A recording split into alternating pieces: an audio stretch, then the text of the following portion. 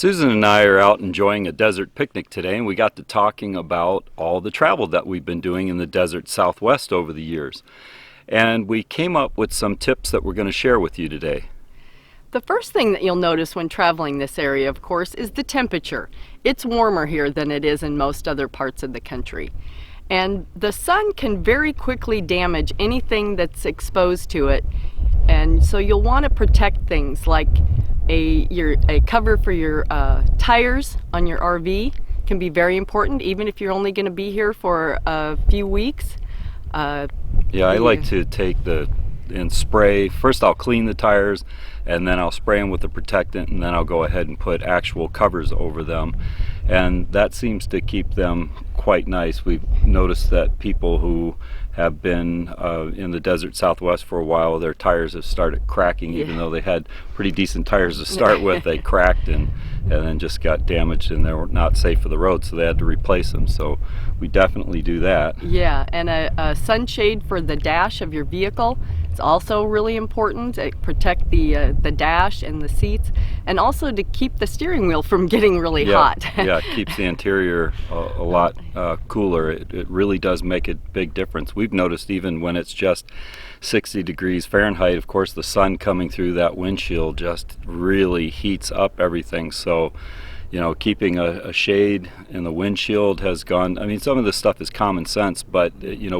lot of times we just don't use the things. We get used to just having them in our vehicle, but then we don't deploy them. But it's a good idea to just get used to using something like a windshield screen, something to go over that and protect that dash and keep the interior cooler. Yeah, for sure. And in addition to that, the windows in your RV, putting Reflectex in the windows when you're going to be in a very hot, warm, sunny climate is not only good to keep the temperature down, but it keeps things like furniture and fabrics that the sun may shine through the window and bleach them out very quickly. So you're same concept, protecting that, and then also keeping it cooler in the RV, because as we know, RVs don't insulate very well. And we've used it, of course, in cold weather too, but it's really been phenomenal to put Reflectex in the windows, particularly the ones that are in south facing or facing towards the west.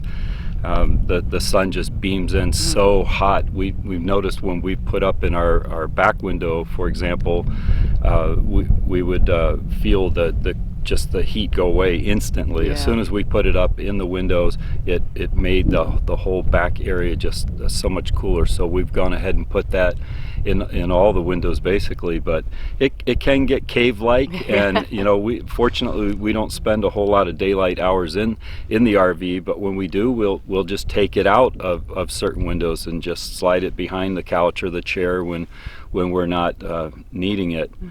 And having UV protection on things like canopies or awnings can also go a long way, because those can start cracking and breaking very easily in the sun. Yeah, it's amazing some of the damage that we've had just from a few weeks of exposure. We've had some of the stripping that protects the screws that hold up like the gutters on the RV just take a beating in the western facing sun, just taking a beating and damaged it, and so we had to pull that all down, and we're going to replace that soon. So and remember, the desert's not always about the hot. The desert can get very cold as well.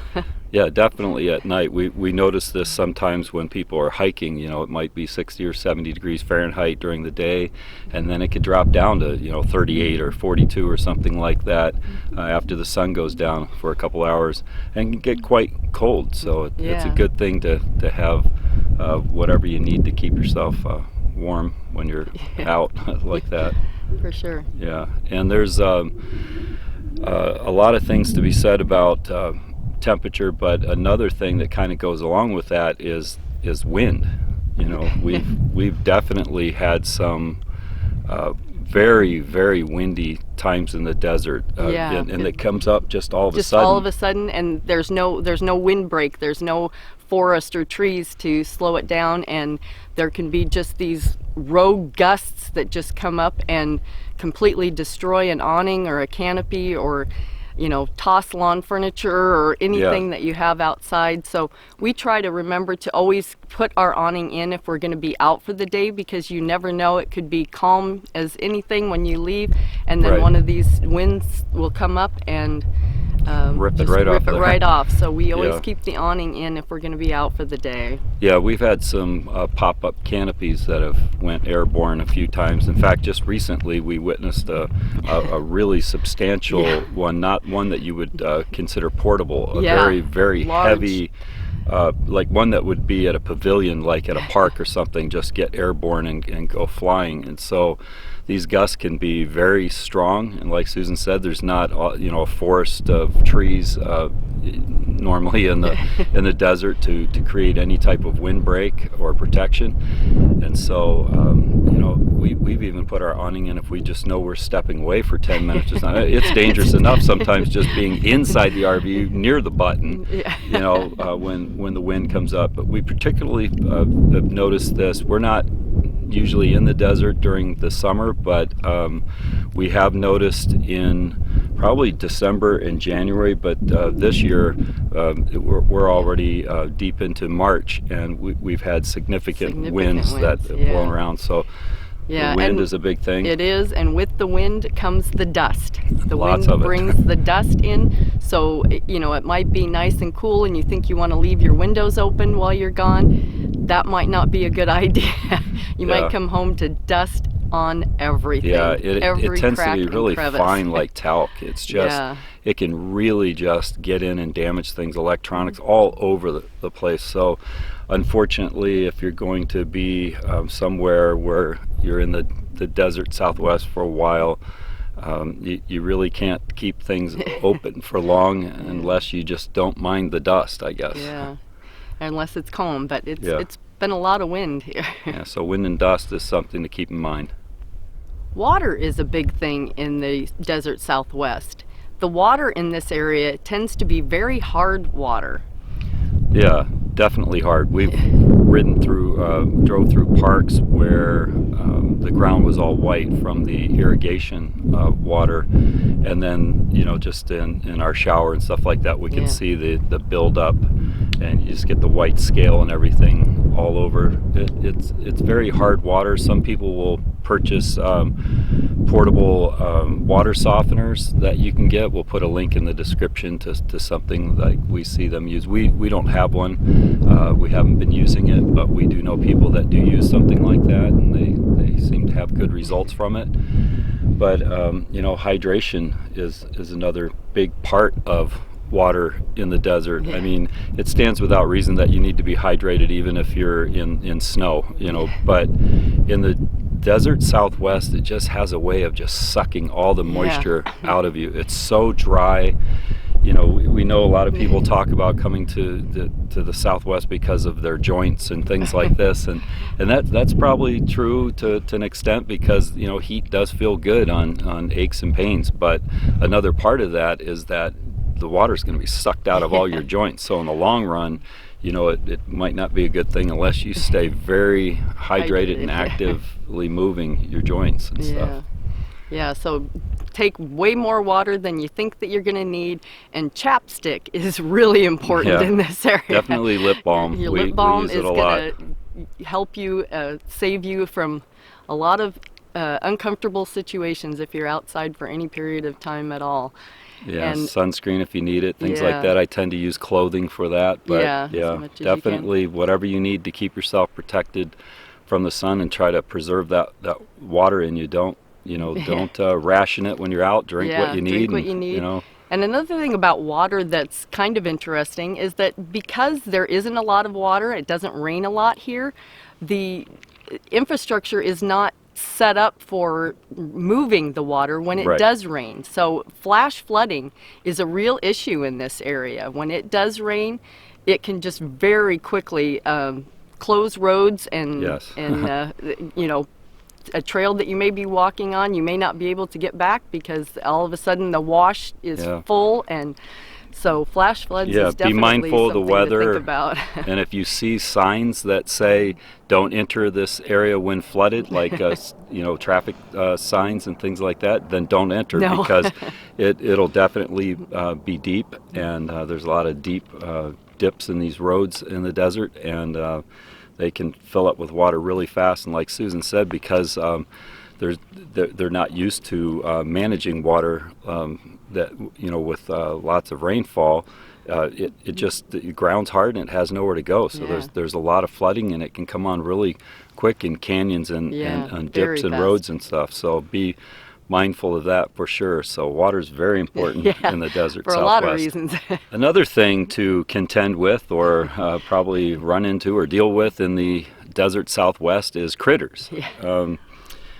They're everywhere, but in the desert Southwest, there might be just a little bit more rattlesnakes than you're used to, and we've had one encounter very close with a rattlesnake one time, just on a trail at a museum. Yeah, and so. Right in a museum. So you want to be sure to, if you're out hiking, stay on the trail so that you can at least see what's coming up in front of you, and pay attention to any little bushes and things on the side of the trail, because they like to curl up in those little bushes right next to the trail sometimes. So. Yeah, and they don't always warn you with their rattles. Some won't, and so it's important that you just keep an eye out for that type of thing. If you're stepping out of your vehicle, watch where your feet are going. If you pull off to the side of the road and things like that.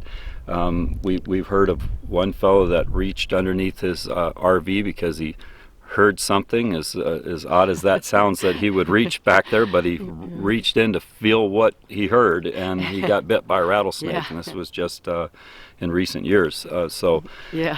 you want to know where you're putting your hands and your feet for sure. Yeah. And another thing is spiders. Yeah.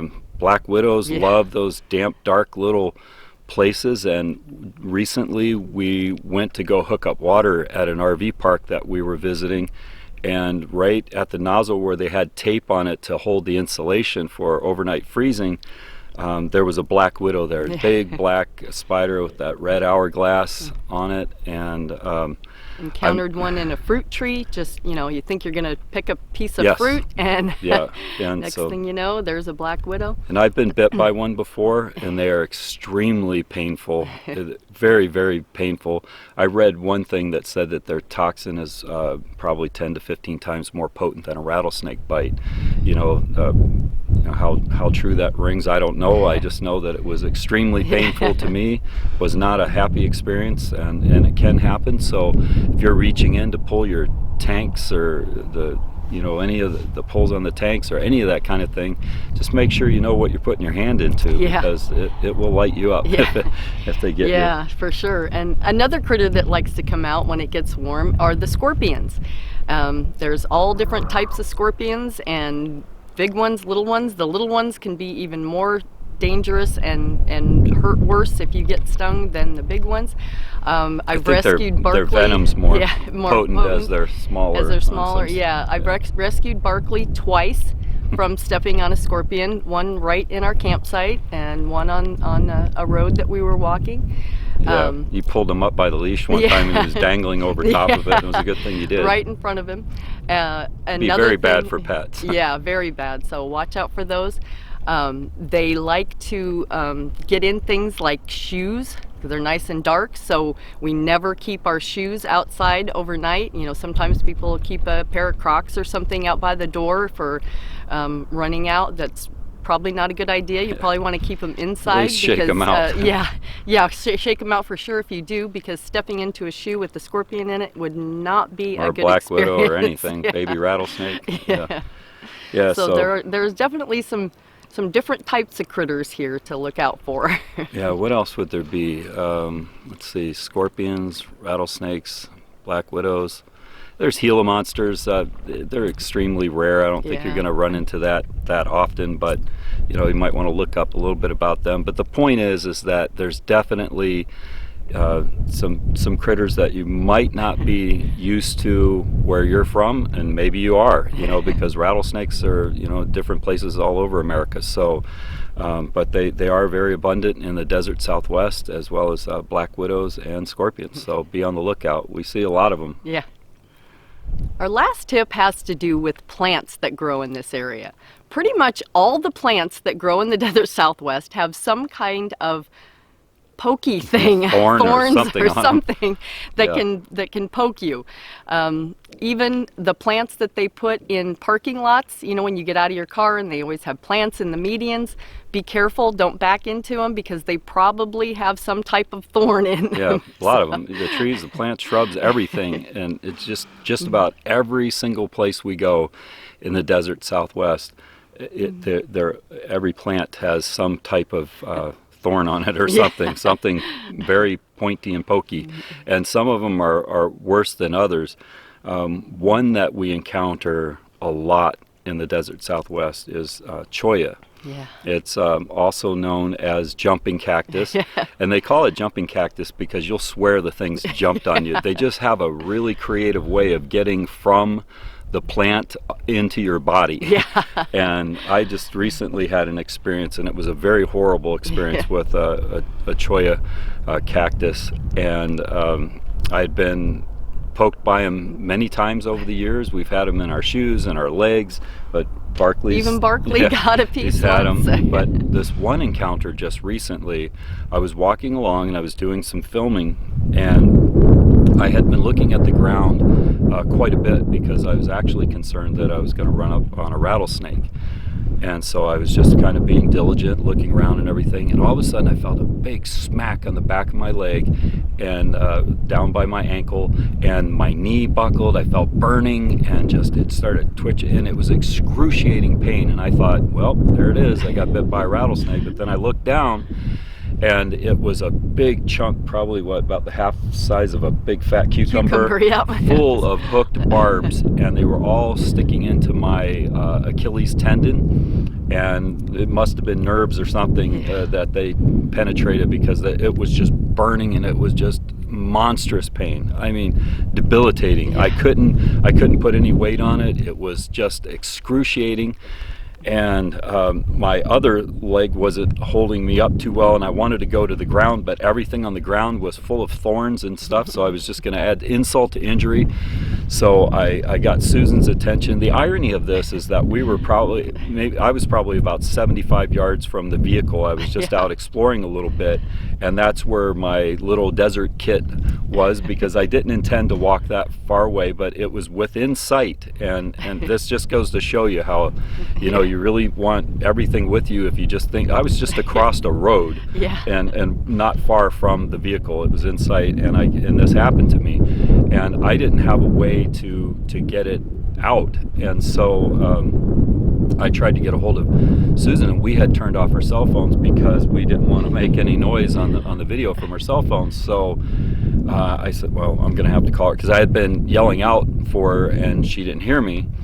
And so I ended up calling anyway, and her Fitbit vibrated on her wrist, and so she answered and said hello, and so anyway, she ended up coming over, and she was unable to hold me up to walk me back to the truck, so she went out and she found a few guys that were out, a couple of guys and a woman that were out hiking, and they came over and while I leaned against Susan, they got pliers out and started pulling him out of my tendon, and it was really painful. But anyway, long story short, you want to do everything you can to avoid those types of things. We tend to wear gaiters to keep that out of getting down in our shoes and at our ankles, and we will carry a comb and a pair of needle nose pliers you can kind of comb those things off of you when they're connected. And in this case, I took my knife and just whacked the thing off, which gave a lot of pain, and I knew it was going to be, but the weight of the cholla was actually making the pain more brutal. Yeah. It just kept every little twitch, it would just put it in deeper, and so I removed that. But anyway, then needle nose for pulling them out, and then you can follow up with a piece of duct tape or some type of really sticky tape that you can put on and just pull to make sure you get any of the fine hair. Yeah, there's little fine ones. So not a good idea to hike or walk in the desert in flip-flops or sandals. Oh, no, definitely not. Yeah. Definitely not a good idea. And be really careful of your pets, because even on the trail, these little cholla pieces especially, they like to grow right in the middle of the trail, and you think you're just walking down a clear path, and there'll just be a little one that will just like jump out and grab you, it seems. Yeah. Susan saw one on the hike today that she could have sworn was moving on its own. I moved my foot back away from it, and it seemed to move 2 or 3 they're inches. so sensitive to vibration or any type of movement around them, and they fall, they bounce, they roll with the wind. And in this case, I think because of the way that it smacked me, I think I might have stepped on a branch from a plant that catapulted it into me. So I mean, they just seem to have a mind of their own. Yeah. It's really eerie, but they really hurt, and they are hooked, and they're difficult to pull out without excruciating pain. Yeah. So and if you go to the ER, they're probably going to do the same thing for you. Yeah. They're just gonna, they might, if you're lucky, they're going to give you something to deaden the pain while they're pulling them out. But Right. you know, I just wanted them out really bad, so I had them pull them out with pliers right away. Yeah. So the desert can be very beautiful, but it can also be very painful. Yeah. So watch out. So we were just out for a good hike today, and we just thought, hey, we'll share some of these tips that we've put together from being in the desert Southwest. I mean, a lot of them are common sense, but you know, it's good to have a reminder every once in a while. Yeah, so please comment and let us know about any other tips that you have, and don't forget to share and subscribe. Thanks for watching.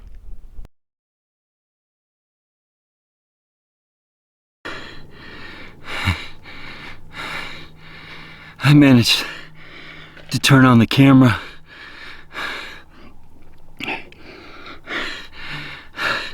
Maybe somebody will find this. I'm out. I ran out of water. What are you doing? Are you ready to eat lunch?